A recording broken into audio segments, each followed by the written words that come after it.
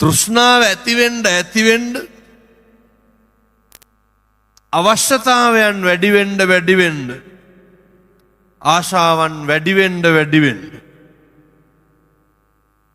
පින්නතුනි ඔය රසපටවිය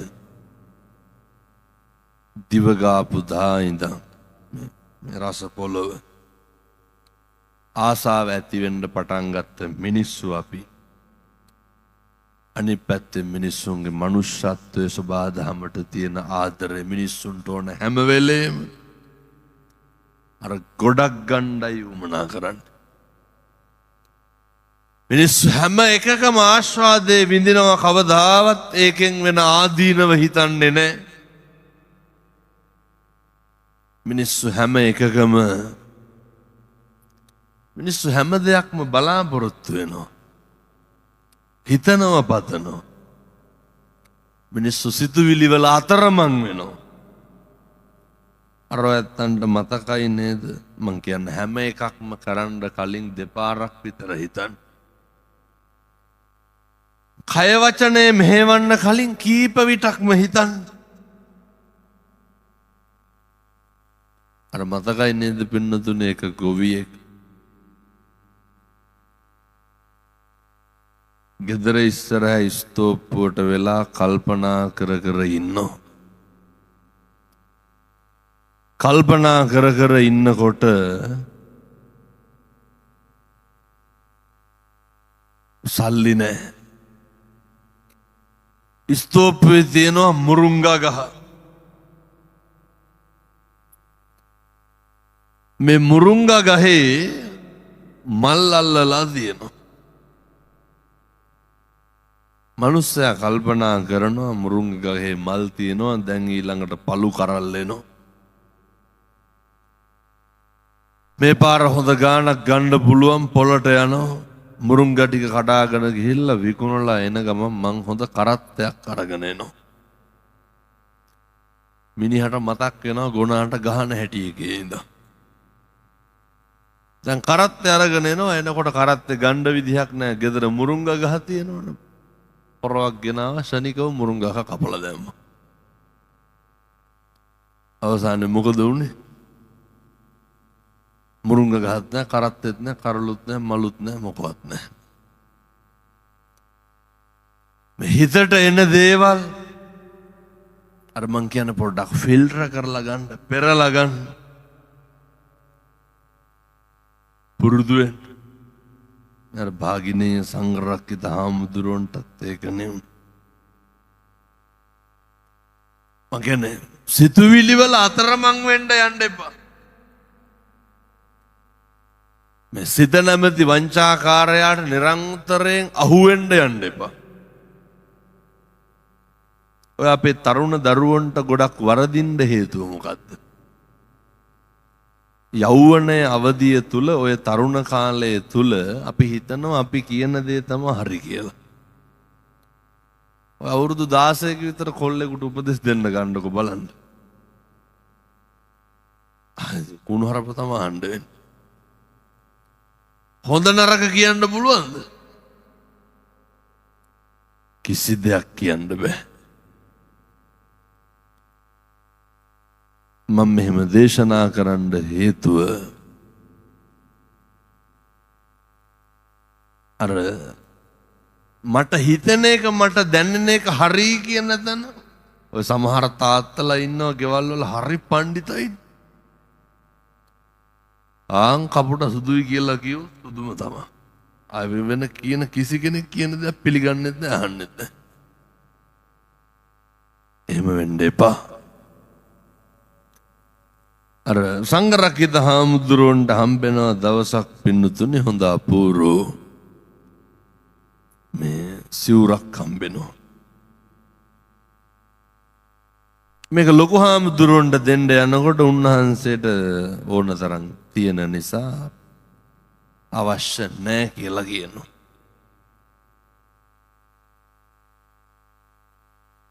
ලොකු හාමුදුරුවෝ කියනවා පොඩි හාමුදුරුවන්ට මේ වටාපත අරන්නේ පොඩ්ඩක් පහලත් ඇති අර ගාථා ධර්මයේනේ අචිරං වතයන් කායෝ පටවින් අදිසස් මේ දුරංගමං ඒක චර මේ හිතේ තියෙන ස්වභාවය හිත දුර ගමන් යනවා තනිව හැසිරෙනවා මේ කතාවේ නිදාන කතාව මම බොහොම කිටින් කියන්නේ ලොකු හාමුදුරුවන්ට වටාපතෙන් පවන් ගහ ගහ ඉන්නකොට පොඩි හාමුදුරුවෝ දැන් කලකිරීමෙන් ඉන්නේ ඇයි ලොකු හාමුදුරුවෝ සිවුර ගන්න බෑ කිව්වනේ මෙච්චර කරලා මේ මන් දෙන සිවුර ගන්න බැරි නම් මොකද කියලා මේ දැන් සිවුරු වැරලා යන එක ගැන කල්පනා කරනවා පොඩි හාමුදුරුවෝ දැන් පවන් ගහන ගමන් හිතනවා සිවුරු වැරලා යනවා ගිහිල්ලා එළුව බලනවා හරක් බලනවා කසාදයක් බඳිනවා බඳලා ඉවර වෙලා දරුවෝ හදනවා එකපාර මතක් වෙනවා දරුවෝ හැදුවාට පස්සේ ලොකු හාමුදුරුවෝ බලන්න යන්න ඕන කියලා. දැන් මේ සිවුරු අරින්න. පවන් ගහන ගමන් හිතන්න.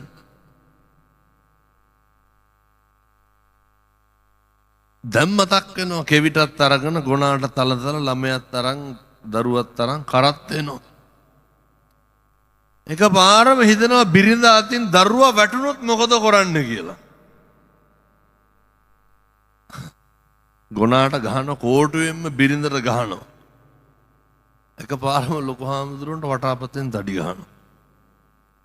ඇයි? කල්පනාවේ තිබ්බේ මොකක්ද? බිරිඳට කෝටුවෙන් ගහන එක තමයි කතා කර කල්පනා කර හිටියේ. අතේ තිබ්බ වටාපත ගැහුවා ලොකු හාමුදුරුවෝ. පස්සේ තමයි මතක් වුණේ තාම සිවුරු වැරියේ නෑනේ කියලා. මං කියන්නේ මේ හිත නෙව්වා ඔය හිතට මොනවාද කරන්න බැරි මේ හිතට අපිව කොහාටද එක් කරගෙන යන්න බැරි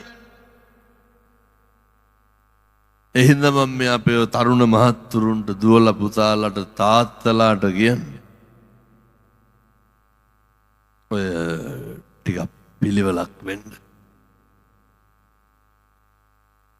හිතට එන හැම එකක්ම සිතට බොහෝ දේවල් එන්නේ සහ ඇති වෙන්නේ ඉන්ද්‍රියන් වලට ගෝචර වුණාට පස්සේ අර අහලත් ඇති මං හිතන්නේ භාග්‍යවතුන් වහන්සේ දේශනා කරනවා අර ඕනම දෙයක කලකිරෙන්න නම් පින්නතුනේ අත්දැකීමක් කියලා එකක් තියෙන්න එපේ. ඒ අත්දැකීම තුළින් තමයි ජීවිතේ ඉස්සරලම ඔය බීඩියක් සිගරට් එකක් බිව්වනම් එහෙම බිව්වේ කවුරු හරි බොනවා දැකලා හිතිලා දීලානේ.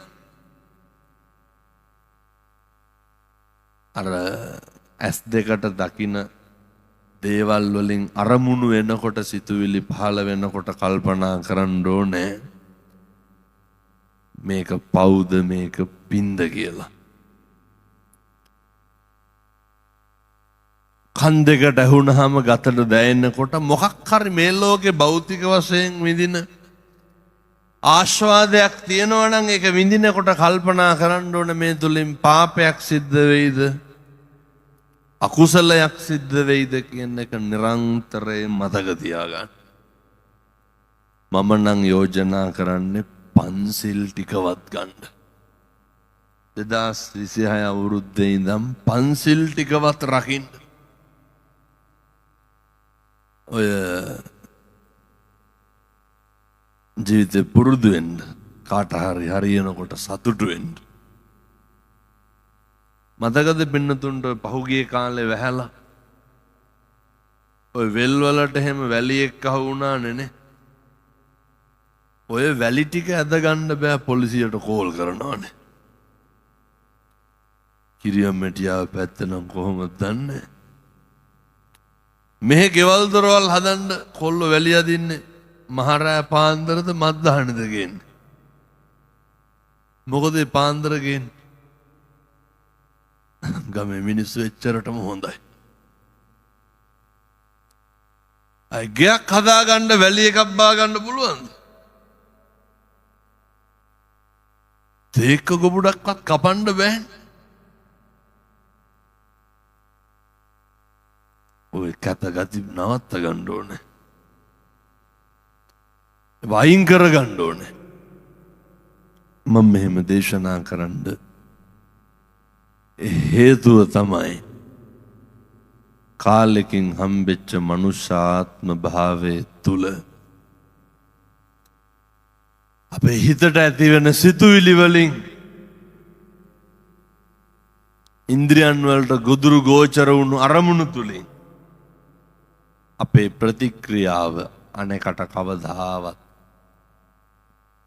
අලාභයක් වෙන්න බෑ, අනෙකට පාඩුවක් වෙන්න බෑ, අනෙකට හිංසාවක් වෙන්න බෑ. එනිසා හිත කය වචනය සංවර කරගෙන සත්පුරුෂෝ විදිහට ජීවත් වෙන්න. භාග්‍යවතුන් වහන්සේ දේශනා කරපු නෛර්යානික වූ සී සද්ධර්මයක් තුලින් ජීවිතේ ඒකාලෝක කරගන්න අවශ්‍ය ශක්තිය, ධෛර්යය මේ සියලු දෙනාටම ලැබේවා සාදු කියලා ප්‍රාර්ථනා කරන්න. වෙනදුනි බුදුරජාණන් වහන්සේගේ දේශනාවේ තිබෙන විශිෂ්ටත්වය ප්‍රායෝගික ජීවිතයට කොච්චර බලපානවද කියනවනම් උත්පත්තියේ ඉඳන් මරණය දක්වා මිනිස්සුන්ගේ නිරෝගිකමත්, උත්පත්තියේ ඉඳන් මරණය දක්වා මිනිස්සුන්ගේ සතුටත් ප්‍රමුඛ කරගත් මේ සන්තුට්ටි පරමන්දනං ආරෝග්‍යා පරමාලාභා, සතුට පරම ධනයත් නිරෝගිකම උතුම්ම ලාභයත් කරගෙන ජීවත් වෙන්න භාග්‍යවතුන් වහන්සේගේ ශ්‍රී සද්ධර්මයේ මේ පින්නතුන්ට අස්වැසිල්ලක් වේවා සාදු කියලා ප්‍රාර්ථනා කරන්න. මේ උතුම් වූ ධර්ම දේශනාවේ පිංකම අද පින්නතුනි මම පන්සලේ ඉන්න ඕන දවසක්. අද ඔය උදේ 6 ඉඳන් වාගේ පන්සලේ කට්ටිය. අද තියන්නේ ඔය අපේ පිටස්තර පින්නතුන් මුණ ගැහෙන දවස. මාව කට්ටිය හම්බෙන්න එන දවස. නමුත් අපේ මගේ මේ ආධ්‍යාත්මික ජීවිතේ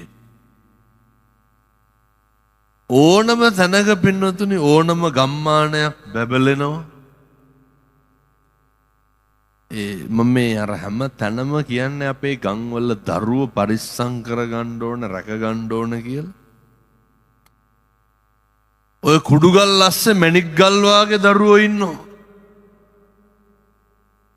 ඒකයි මම පුදුම විදිහට ඔය මත්ද්‍රව්‍ය වලට විරුද්ධව කතා කරන්නේ. මේ සිංහල, මුස්ලිම්, දෙමළ, කතෝලික ભેදයකින් තොරව පුදුම විදිහට දැන් ඉන්න පොඩි උන් මත්ද්‍රව්‍ය පාවිච්චි කරනවා. මෙවුන් කුඩු ගහනවානේ, අයිස් ගහනවා. හකු පුරවගෙන ඉන්න අර දුම්කල කුඩු වල. දුම්කල පළුව තල හක්කේ තියා ගන්නවා. මේ පොඩි දරුවෝ මන්නම් කියන්නේ මේ පැත්තට වද්දවත් ගන්න එපා කියලා. ඉවරයි. ගම්මාන පිටින් විනාශ වේ. අපේ තාත්තලා, අපේ තරුණ මහත්තුරු ඕවා නවත්තලා දාන්න. මත් පෙති හැමතැන ඕවා නවත්තලා දාන්න.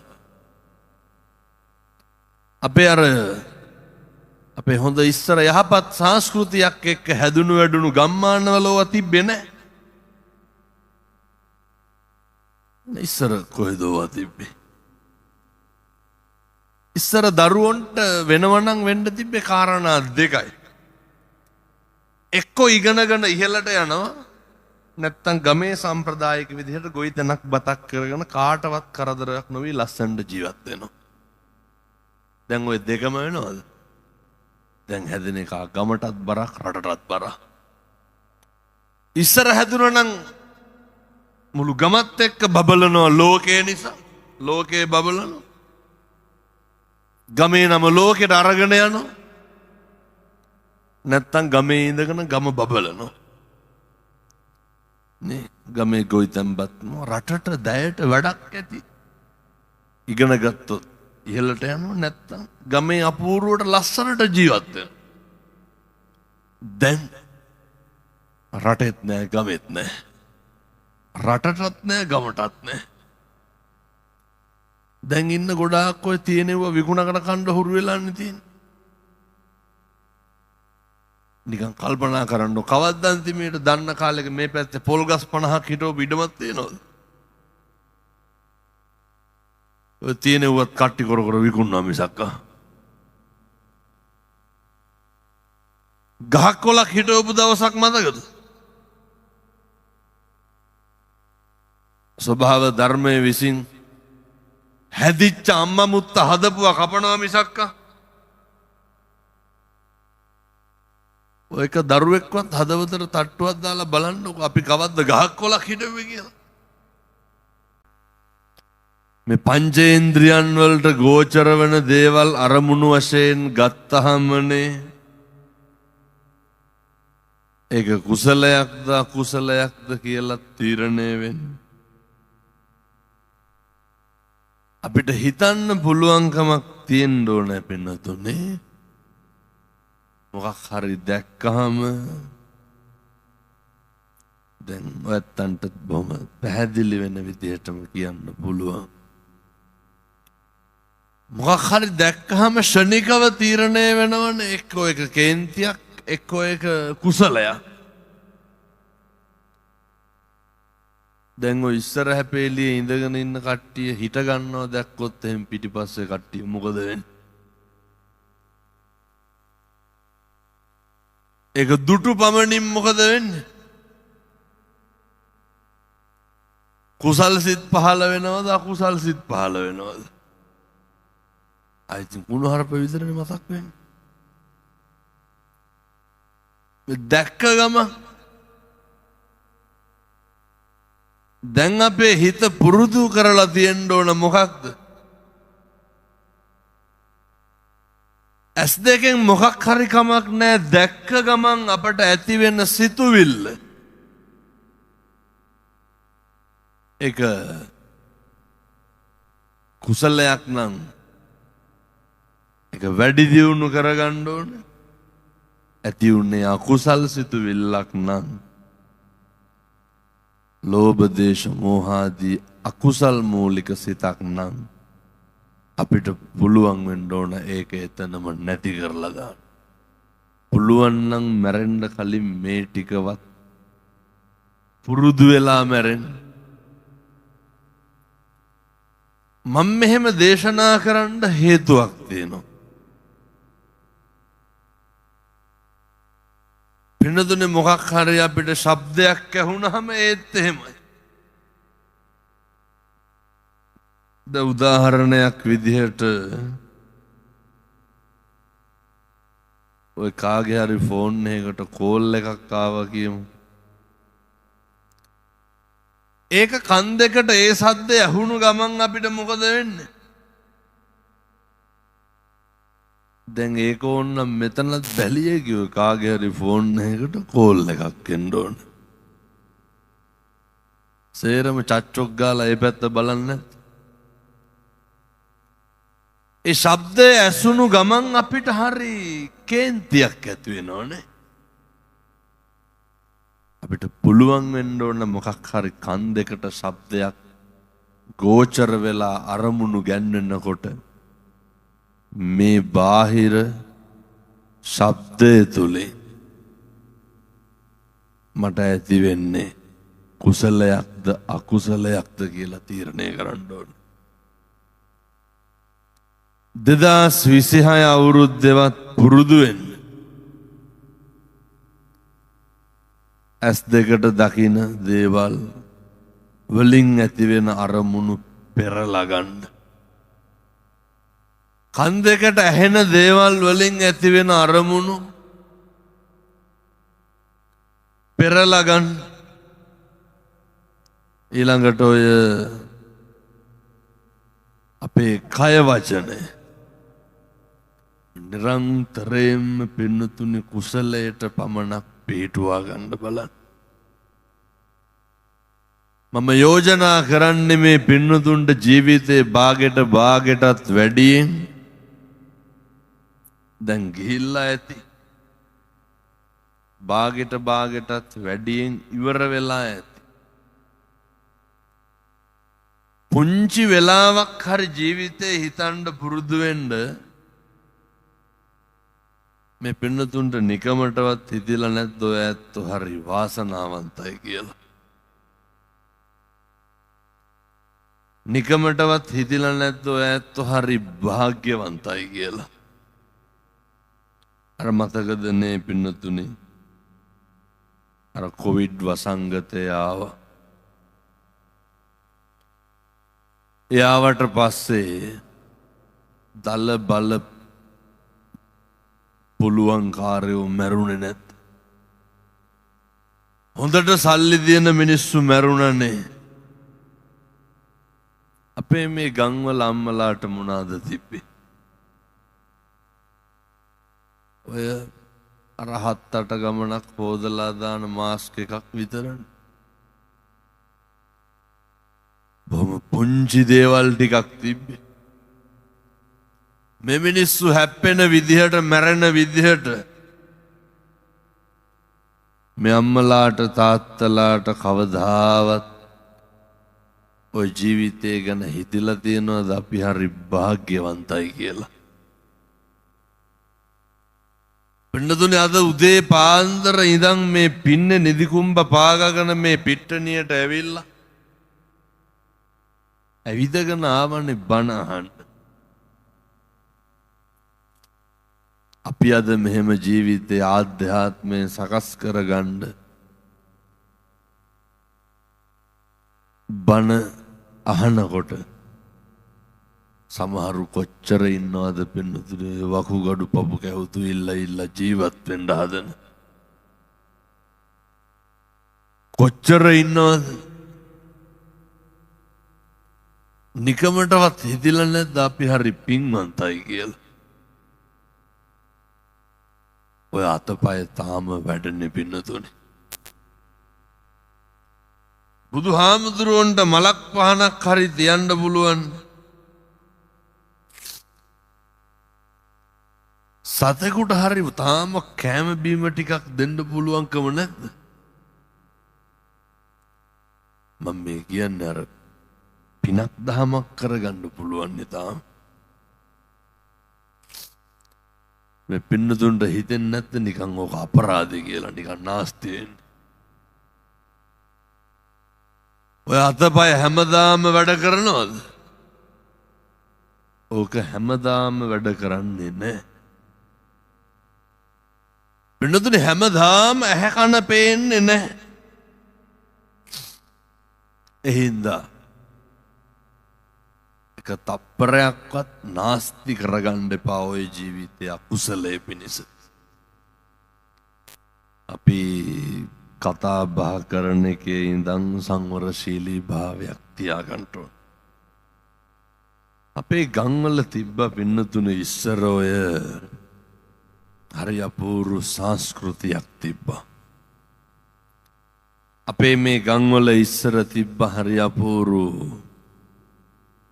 ඔය අපේ පැවැත්මට බලපාන ගුණධර්ම ටිකක් තිබ්බා. අපේ නායක හාරලත් ඒවා හොඳට දන්නවා. පින්නතුනේ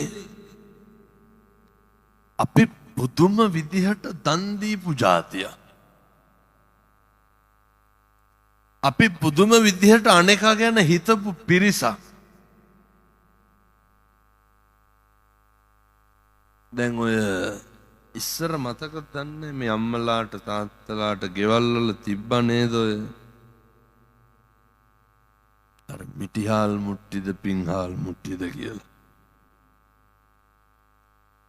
නේ තිබ්බනේ නේද ගෙවල් වල? හාල් ටිකක් පොළන්න කුල්ලට දැම්මොත් එහෙම මිටක් කොහාටද? අර මුට්ටියට දානවනේ. ඔව්ව තියෙනවද දැන් ගෙවල් වල නෑ? මොන මුට්ටියද? ඒ කවදාවත් ඒ දාපුවා අපි කෑවද?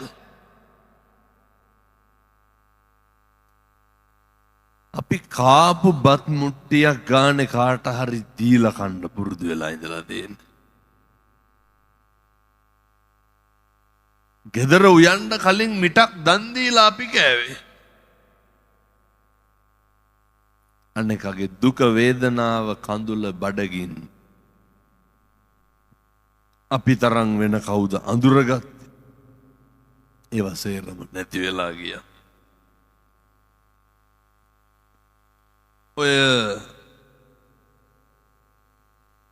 ඉස්සර ගහක ගෙඩියක් හැදුනත් පින්නතුනේ ඕක ඉස්සරලම කොහාටද? ඔය කියනවා නේද බුද්ධ පූජාව තියන්න යවන්න ඕන කියලා. ඔව්ව දෙන්නේ ලිඳක් කපලා ඉස්සරලම වතුර ටික ආවත් කොහාට දුන්නේ? ඔය අරගෙන යනව නේද බෝධිය නාවන්න කියලා. මේ මහ පොළොවේ හැදෙන හැම එකක්ම මේවා බුද්ධ භෝග ශස්‍ය භෝග. මේ භූමියේ හැදෙන බොහෝ දේවල් මිනිස්සු වෙච්ච අපිට පත්තියන් වුණා. දන්නව නේද කණ්ඩ පුළුවන්ම පලා වර්ග 254ක් තියෙනවනේ. බොහෝ දේවල් අපේ යහපතට හැදෙන්නේ. වෙනතුනේ පෙර රජවරු සම්බුද්ධ ශාසනයටම ශ්‍රී ලංකා දීපේ පිටින්ම පූජා කරලා තියෙනවා. දුටු ගැමුණු රජුරෝම කී වතාවක් පූජා කරාද? දේවානම් පියතිස්ස රජුරුවන්ගෙන් පටන් ගත්තට පස්සේ ඔය මේ ගම්වල අම්මලාට තාත්තලාට මතක ඇති. ඉස්සර වතුර බිව්වේ නැත්ද? ඔය වක්කඩවල් වලින් වෙල් වලින් ඕන තරම් බොනවනේ නේ. ඇලවල් වලිනුත් වතුර බොනවනේ. කවදාවත් පින්නතුනේ ඔය කැස්සක්වත් හැදිලා තියෙනවද? දැන් හැම බියොත් කොහොමද ඒද? මරණෝනේ. මං කියන්නේ පින්නතුනේ අපේ තිබ්බ හොඳ සංස්කෘතියක් අපි මේ හයිබ්‍රිඩ් වෙන්න ගත්තට පස්සේ තමයි මේ ලොකු විනාශයන් අපට ඇති වෙලා තියෙන්නේ. ඉස්සර ඔය බල්ලෙක් කෑවත් මොකද කරන්නේ?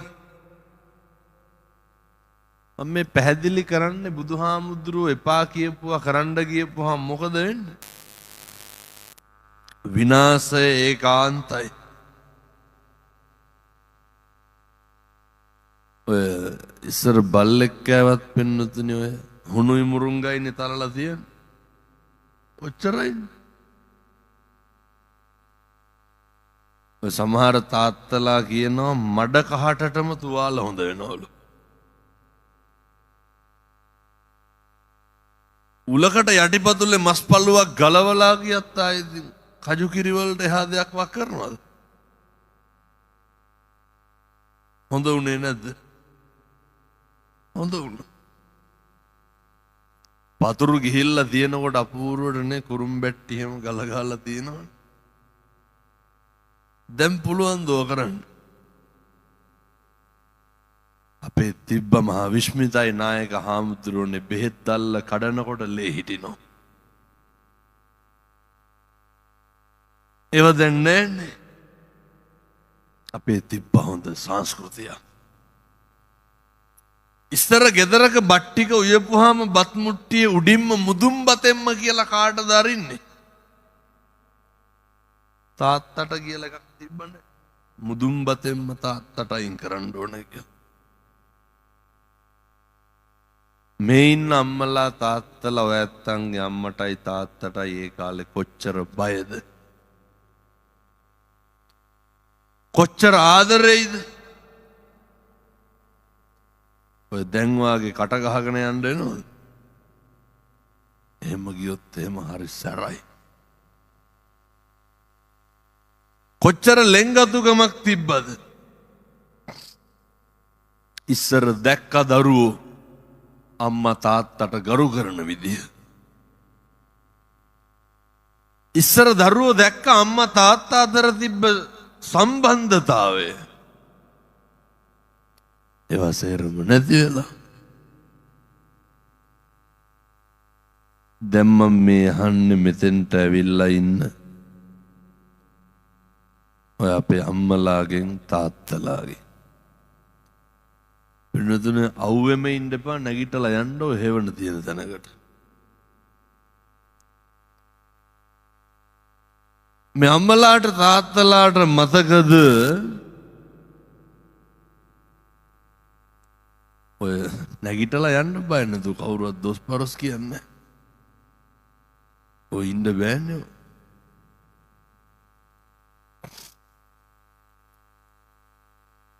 කවද්ද අන්තිමේට අපේ ගෙදර දරුවෙකුට දෙහි දොඩම් ගෙඩියක් මිරිකලා දීපු දවසක් මතක තියෙනවද? ඕන්න කිව්වල දෙන්නේ. ඉස්සර මතකද දන්නේ මේ තාත්තලාට ඔය අපේ ගංගෙවල් වල තම්බනව නේද කොහොඹ පුතු හැලියක් එහෙම. අපි ජීවත් වුණේ පින්නතුනේ. භාග්‍යවතුන් වහන්සේ දේශනා කරනව කරන්න මෙපා කියලා රස්සා 5ක් මං ඒකේ එකක් විතරක් කියන්නම්. වසවිස වෙළඳාම සහ පරිහරණය. බුදුහාමුදුරුවෝ දේශනා කරනෝ වසවිස වෙළඳාමයි පරිහරණයයි පින්නතුනි කරන්න මේ පාලු.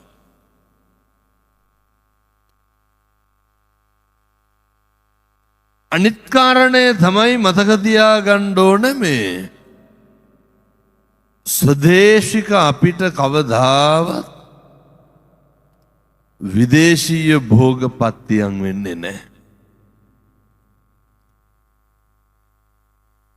ඉස්සර මේ ගංගෙවල් වල තිබ්බද පින්නතුනේ වකුගඩු රෝගේ පිළිකා රෝගේ අහලවත් තිබ්බද? අද ඕක උණ හෙම්බිරිස්සාව ගානට නැද්ද? වෛද්‍යවරු කියනවා මේවා හැදිලා තියෙන්නේ ආසනික් වලින්. ආසනික් මොනාගෙද තියෙන්නේ? මහිතෙල් වල. අනුරාධපුර පොළොන්නරුව පැත්ත ගණ්ඩ දෙයක් තියෙනවද? අද ලිඳකින්වත් වතුර ටිකක් බොනවද? නැහැ නේ. ගම්වල ලොරි යනව නේද ෆිල්ටර් කරපු වතුර කියලා පටවගෙන. ඉස්සරව ගියාද? ලංකාවේ පළවෙනි වක්ගඩු රෝගියා හම්බෙන්නේ ඔය 1984ද කොහෙද මැදවච්චිය ප්‍රාදේශීය ලේකම් කොට්ටාසෙන් පළවෙනි වක්ගඩු රෝගියා. ඒ තාක් වෙනකන් ඕ අහලවත් තිබ්බද? 1978 තමයි විවෘත ආර්ථිකය පටන් ගත්තේ. ඒ කාලේ මේ ගම්වල ඔය සීනි ප්‍රෙෂර් කොලෙස්ටරෝල් කියලා જાතියක් තිබ්බද? පින්නතුනි අපි වැඩිපුරම පාන් පිටි කණ්ඩ පටන් ගත්තට පස්සේ ඔය පුදුම විදිහට දරුවෝ අර බොයිලර් වාගේ වෙන්න පටන් ගත්තා. ඔරොත්තු දෙන්නේ නැහැ. දරුවන්ට දරා ගන්න බෑ. මතක තියාගන්න ස්වදේශිකයන්ට විදේශීය භෝග කවදාවත් පත්තියන් වෙන්නේ. මෙච්චර කාලයක් අපේ අලවර්ග කාපුව අපි ලෙඩ වුණාද? මේ මහ පොළොවේ හැදුණු දේවල් වලින් 4/3 මේ පින්වන්ත භූමියේ හැදුනේ අපිට කණ්ඩ බොණ්ඩ පුළුවන් ඒවා. පින්නතුනි කොච්චර දේවල් තිබ්බද? ඒ කිසි දෙයක් දැන් හැදෙනවද?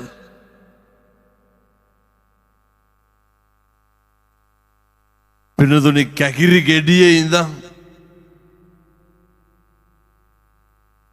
කැකිරි ගෙඩියේ ඉඳන් පිටිපස්සේ කුණු ගොඩේ හැදුණා. මේ සාරවන්ත වූ මේ පින්වන්ත වූ භූමියේ ආශිර්වාදේ, පරිසරයේ ආශිර්වාදේ, සබාධමේ ආශිර්වාදේ මිනිස්සුන්ට ඕනේ. ඒ නිසාමයි බුදුරජාණන් වහන්සේ දේශනා කරේ ඔය වසවිස වෙළඳාමයි පරිහරණයයි නවත්තන්න කියලා. මම දැකලා තියෙනවා පින්නතුනි, බටු ටික කඩාගෙන ඇවිල්ලා ස්තෝප්පේ ගොඩ ගහලා තෙල් ගහන්නේ නැද්ද? දැන් අහන්න එපා හාමුදුරුවෝ කොහොමද ඌව නැතුව ගොවිතැන් කරන්නේ කියලා. මන්ද ඉතින් මම මේ අර වෙලා තියෙන එකයි වෙන්න තියෙන එකයි කියන්නේ. බොන වතුර ටිකේ ඉඳන් නැති වෙලා තියෙනවා. දරුවන්ගේ ඔය දැන් ඉන්න පොඩි එකෙක් දාන්නකො පාන්දර 5:00 විතර එළියට. කිඹුහුන් ගිහිල්ලා මැරෙන්න. ඉස්සර අපේ තාත්තලා පාන්දර 4ට 5ට හරක් ටික අරගෙන ධනිය ගාවට එනකන් ගොමවල එරීගෙන ගිහිල්ලා හාන්න අරන් ගියේ නැද්ද? අද දැන් ට්‍රැක්ටර් වලින් හැවේ. අපූර්වට ඔරොත්තු දුන්නා. ඉස්සර අපේ අම්මලා ඔට්ටු වෙලා මහන්සි වෙලා කරපුවා. ඉස්සර ඔය වතුර ගේන්න කොච්චර දුරක් පයින් යනවද? වතුර ගේන්න, බෙහෙත් ටික ගේන්න, දරුවෝ වඩාගෙන ඔතාගෙන එල්ලගෙන, එතකොට වී කොටන්න, මේ හැම එකක්ම පින්නතුනි හරි මහන්සියෙන් කරේ. ඉස්සර මහන්සි වෙලා කරපු හැම එකක්ම දැන් ගෙවල් වල ස්විච් එකක් දාපුවාම වෙන්නේ නැද්ද? නේ දැන් ස්විච් එකක් දාපුවාම වතුර එනවා, ස්විච් එකක් දාපුවාම බත්ති වෙනවා, ස්විච් එකක් දාපුවාම තැම්බෙනවා, මිරිකෙනවා, ඇඹරෙනවා, පිටි වෙනවා, හේදෙනවා, වේලෙනවා, කර වෙනවා, හැම එකක්ම වෙනවා. ඒ වුණාට නැගිටිනකොට බලන්නකො නැගිටින්න පුළුවන්ද කියලා දනිස් වලට අද තියන්නේ නැතුව. කා කියන්නේ නැද්ද ඉල්ල පැනලි කොඳුත් එක්කම? ඔයලට ඉස්සර තිබ්බනම් බඩගින්නේ මැරෙන්න වෙන්නේ නැද්ද? මොන තරම් හයිය හක්තියක් තිබ්බද? ඉස්සර මිනිස්සුන්ට අපේ හොඳ බුද්ධියකුත් තිබ්බා. ස්වභාව ධර්මය ඒකට හරි ආදරය කරා. ඔය මේ පින්නතුන්ට අපේ වයසක අම්මලාට තාත්තලාට මතකත් ඇති. ටක්කෙටම පින්නතුනේ හෙට වහිනවා කියලා අද වල් කොටුපුවට ගිනි තියන්නේ නැද්ද? දැන් පුළුවන්ද එහෙම? දින නැකත් බල්ලා ගොවිතැන් කරේ. කාල වේලාව අහස දිහා බලලා සතාගේ හඬ අහලා අද වගේ කාලගුණයකේ අනාවැකි කිව්වද? වහිනවා කිව්වොත් වහින්නේ නැහැ, වහින්නේ නැහැ කිව්වොත් වහිනවා. කොහොමද ඉස්සර අපේ අම්මලා තාත්තලා මේ පැත්තෙන් හුලං ආවොත් මෙහෙම වැස් වෙනවා, මේ පැත්තෙන් වැස්ස ආවොත් පායන්න නැතු වෙනවා. උකුස්ස හරියට කෑ ගහන එකේ ඉඳන් මං කියන්නේ මේ සබා දහමත් එක්ක බද්ධ වෙච්ච මේ ගම්මාන මේවා එහෙම තමයි තිබ්බේ.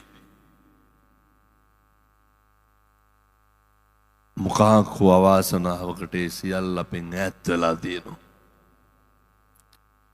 ඒ සියල්ල අපිට නැති වෙලා තියෙනවා. ප්‍රධාන සහ ප්‍රමුඛ හේතුවක් තමයි මිනිස්සු තෘෂ්ණා අධික වුණා.